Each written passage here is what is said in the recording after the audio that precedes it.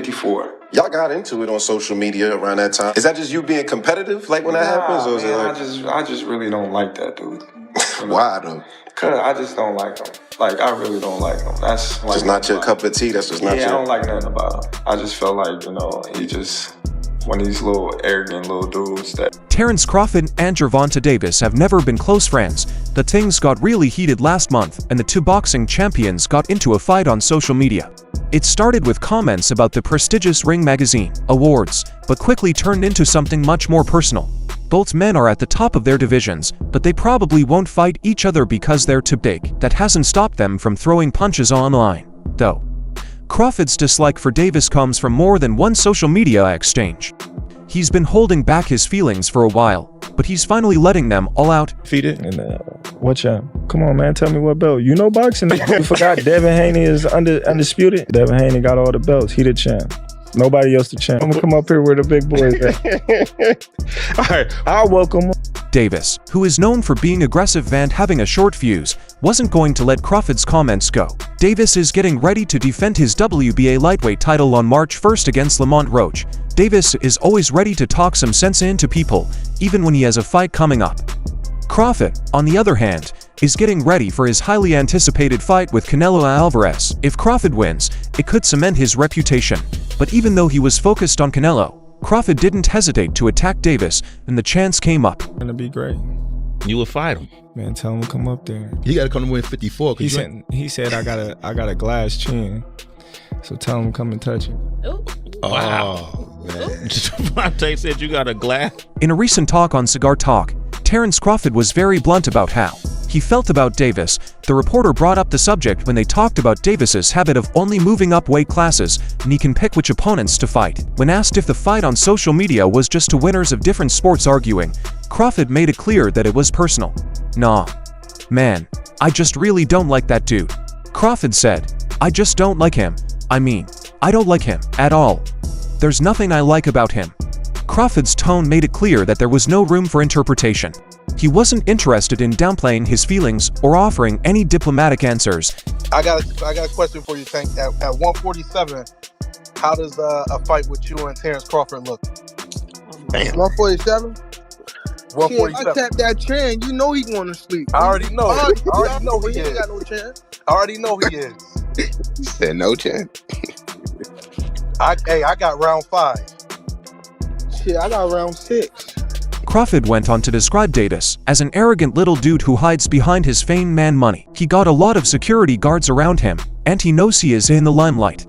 Crawford explained, but in certain situations he wouldn't be acting like that. It was a cutting comment suggesting that Davis wouldn't have the same bravado if he didn't have an entourage constantly protecting him. Crawford seemed to be charging Davis of using his public persona as a shield, a sharp critique of the image Davis has built over the years. And what he got to shield him. Like, he got a lot of security guards around him, and he know, you know what I mean, he's in the limelight and stuff like that, but it's certain. Yet despite his disdain for Davis's personality, Crawford didn't deny his ability. He's a good fighter.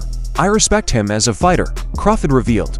He definitely got skills, he got power, he got great boxing ability, but like his core personality and his ways. Nah. The praise about Davis's boxing skills was almost held back. Crawford acknowledged it, but it didn't soften his harsh overall view. Davis naturally didn't stay quiet. In a response to what Crawford said, he fired back with a jab of his own. He's talking like he's the best in the sport, and he's still out here begging for a big payday against Canelo. Davis said it was a pointed dig, saying that Crawford is chasing the Canelo fight for money and validation. Davis's comment played into a common narrative in boxing that even great fighters still need a marquee opponent like Canelo to truly cement their reputations. The bad blood between Crawford and Davis didn't end with those words, though. There's another factor that's been stirring the pot. Shocker Stevenson, the 27-year-old rising star, is being widely discussed as a possible future opponent for Davis. They to have yet to meet in the ring, but the anticipation for their possible matchup is already building. Crawford, who has a close friendship with Stevenson, made it clear that he's firmly in Stevenson's corner. Hey Shakur, like I was telling Bud, it's either you or Keyshawn's gonna get tanked, so the walls are closing in, so awesome. It's gonna be him though. It makes sense, he's closer. Big brother first. Absolutely. We're going to take his attitude and personal things out of it. Crawford said, when discussing Davis boxing-wise, he's definitely talented, he's got that it, and he's known in boxing. But Shocker is a different fighter.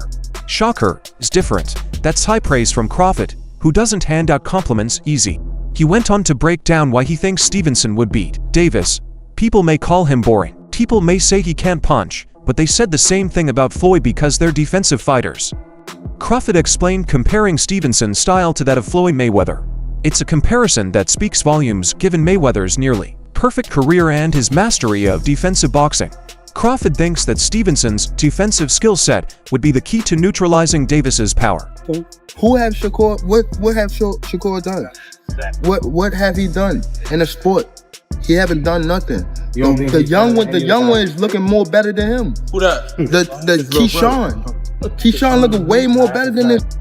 I keep screaming his name. He haven't done nothing. Keyshawn haven't even done nothing. Tank is not going to be able to hit Shocker like he hit everybody else, and he know that Crawford said confidently is a bold prediction, especially given Davis's reputation as one of the most dangerous knockout artists in the sport. Davis thrives on overwhelming his opponents with explosive power, but Crawford seems certain that Stevenson's technical brilliance would frustrate him in the ring. Crawford's loyalty to Stevenson only adds more tension to his feud with Davis. It's not just about boxing, it's about pride, loyalty, and proving a point. Davis, for his part, will likely see Crawford's comments as yet another challenge to his dominance, and if Davis and Stevenson do finally face off, the build-up to that fight is sure to be as intense as anything in recent boxing history. And Tank, when I see and I go read like little stuff about it, they really be debating. It don't be like, oh, Tank is gonna destroy this guy and everybody is saying it. No, that shit be like real debates, like, no, this Shakur, this, that.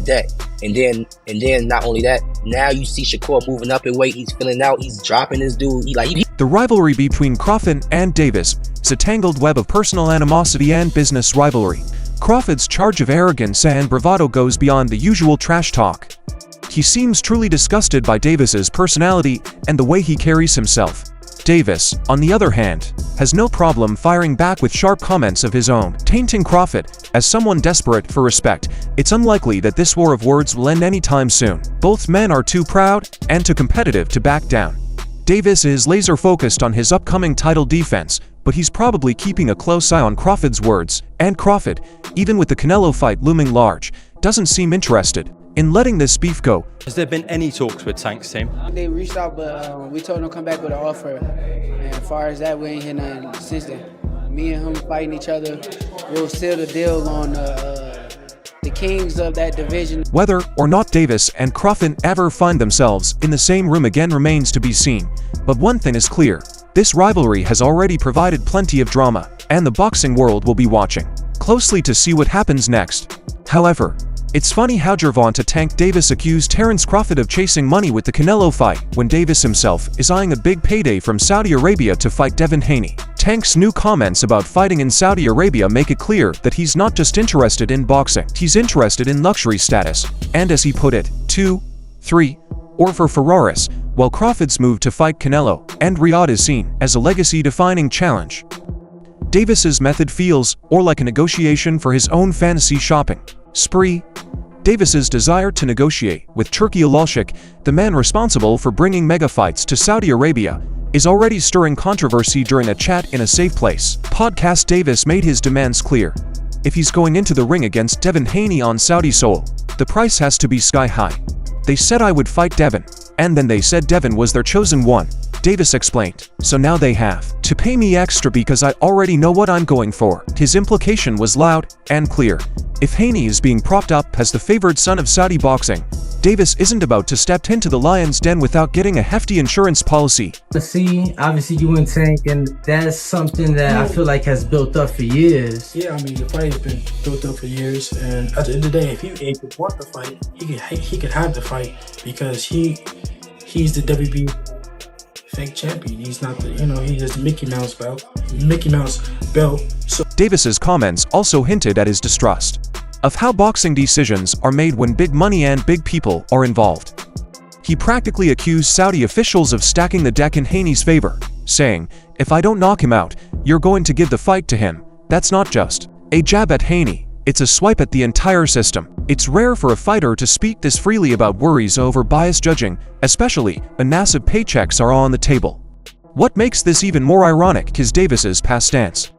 Not too long ago, he seemed uninterested in joining that wave of fighters cashing in on the Saudi boxing boom. Somebody asked Lomachenko. All right. Turkey said he got your 2 Ferraris ready. What you think about that? Oh, Turkey said he got your 2 Ferraris ready. I need 3 now. Tank is singing a different tune. His change and attitude are almost comedic. One minute he's taking shots at Crawford's choice to fight in Riyadh, the next he's rattling off luxury car demands and positioning himself for his own trip to the desert. Turkey Alalshik's plan of pouring astronomical sums into boxing has already lured some of the sport's biggest names. Fury and Usyk to fight series brought them record paydays, and Canelo's deal is supposedly worth enough to make anyone reconsider their boxing future. Davis clearly sees the dollar signs flashing, but he's framing his interest as more of a demand for respect than just chasing cash. Yet the line between earning respect and cashing in is blurring fast in this situation. Devin Haney's name being thrown into the mix just adds more fuel to the fire. If not, y'all gonna give it to him. So that's what made me like, oh yeah, I see what's going on. So now, give me 2 or 4 or 3 Ferraris. If not, ain't no point in me going over there for. Y'all got the money. Haney and Davis have been circling each other for years, with fans and analysts eagerly awaiting the day they finally step into the ring together. But Tank's words make it seem like the fight wouldn't just be between him and Haney. It would be him against the entire Saudi boxing machine. His criticisms of how fights are handled in Saudi Arabia come across as both a negotiation tactic and a warning shot. He wants everyone to know that if the fight happens, he's going into hostile territory with his eyes wide open. Sheik mapped out Shakur's next 3 fights, and the third one is Gervonta Davis. He must be sending not the 3 Ferraris that your boy wanted. He probably gonna send him a couple Ferrari mechanics so they can build him his own Ferrari factory. He was being sarcastic, like he said, because, you know, Turkey was already with Devin. He was making it seem like he was fucking. Despite the bravado and posturing, Davis did throw a small bone of honor to Turkey Alalshik. "I'm only thankful for the money he's put in," Davis said, but even that praise came with a caveat. He added that managers need to be smarter and know more about the sport so that fights are fair. It's the kind of comment that will likely stir even more controversy in a sport where money often dictates results. Davis is essentially calling for transparency, while simultaneously wanting enough cash to buy out a Ferrari dealership. Definitely don't want to be someone like Devin, you know what I mean? Talk all that trash and then overlook my opponent and then get knocked out. Tank, Martin was really confident in this press conference today that not only is he going to secure a win, but that he's going to get a knockout. How much of that do you think is false confidence? And then there's the question of whether Davis really thinks Haney is the favorite in the eyes of Saudi organizers by calling Haney their chosen one. Davis may be setting the stage to discredit any possible loss before the fight even happens. It's a classic move in boxing, undermining the legitimacy of your opponent's support system, so that win or lose you come out looking like the hero.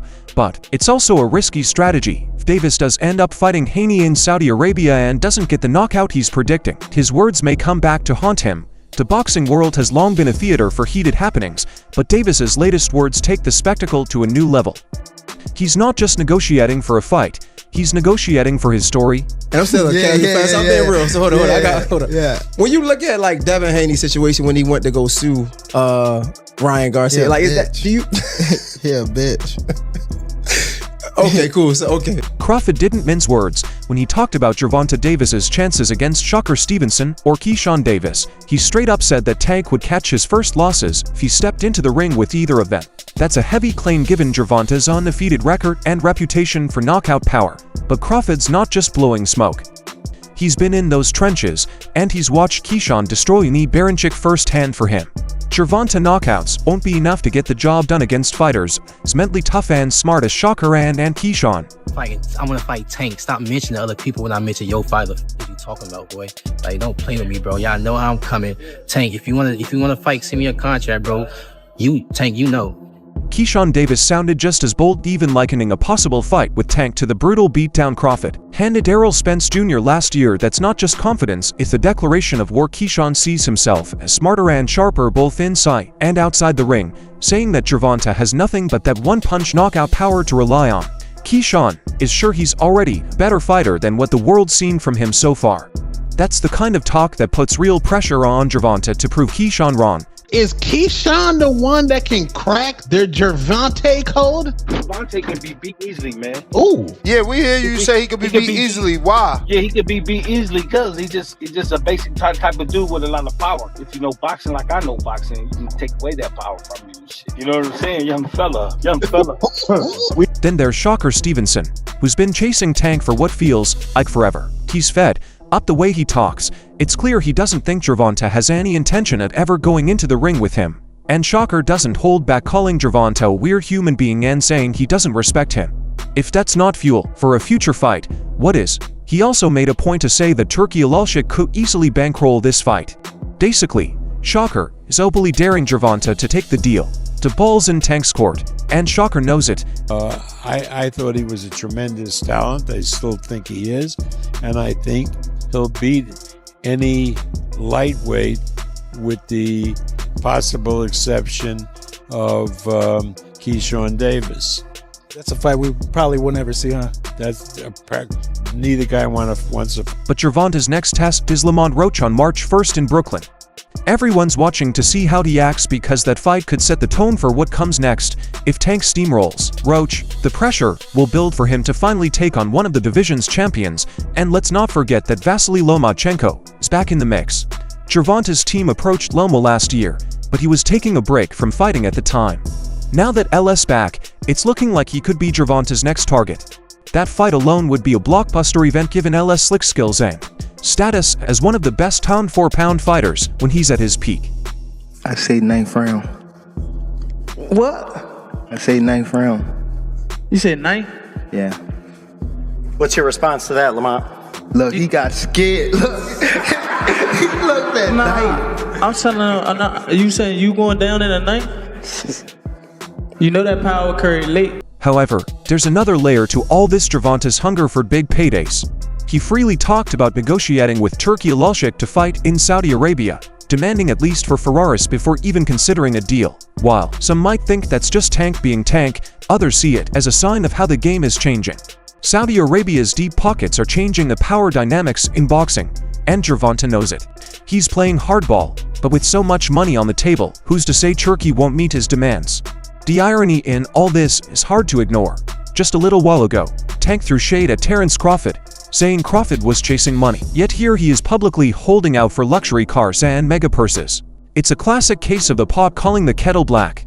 The difference, though, is that Crawford has already proven himself at the top level, taking down Spence to become the undisputed welterweight champ. Gervonta, for all his knockouts and pay-per-view fame, hasn't unified the lightweight division yet, but the fans are starting to expect more than just talk. Can one punch finish? They want legacy fights. Keyshawn Davis' words about Gervonta's opponents hit a nerve too. He pointed out that Tank's been facing guys who aren't mentally strong enough to last all 12 rounds with him. That's a harsh critique, and whether it's fair or not, it's bound to stick until Gervonta shows otherwise. Facing guys like Shocker, Keyshawn, or even Lamont would quiet a lot of doubters. These are fighters with top skills, ring IQ, and the mental toughness to handle whatever Tank throws their way.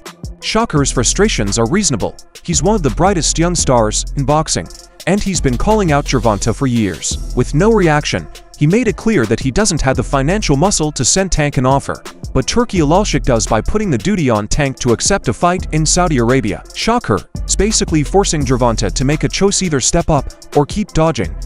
I think he was like 17. I wasn't that much older than him. I think we probably like 3 years older, apart, but I feel as though he slowed down. All that partying and drinking and stuff slowed. 3 people in the world that I think that could beat Tank. That would be Devin, that would be Shakur, and Tank Davis himself. You got the last one right. That's the only person that can beat me. Gervonta Davis. That's the only person. Them niggas cannot touch me at all. They all been in the ring with me.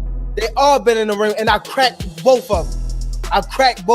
And if Tank keeps avoiding him, the whispers about Gervonta ducking tough fights will only grow louder. One thing's for sure, this lightweight division is heating up, and the next few months could define Gervonta's career. He's got a massive spotlight on him heading into the Lamont Roach fight, and how he handles the pressure will be critical and in dominant fashion, and he sets the stage for something huge. Struggle or show any signs of vulnerability, and guys like Shocker and Keyshawn will be lining up to call him out even more. The pressure isn't just coming from the fighters either. The fans are tired of waiting for these big big fights to happen. They want unification bouts, and they want them now, and with Saudi Arabia throwing around life-changing money, there's no excuse for these matchups not to happen. Whether Gervonta willing to risk his undefeated record for the kind of legacy that Crawford, Fury, or Usyk are building remains to be seen. What's clear is that time is running out for him to make his move. What can we do except wait for the Lamont Roach fight? What do you think? Is there truth in what Crawford thinks about Tank's personality and resume? Share your thoughts below and subscribe for more updates.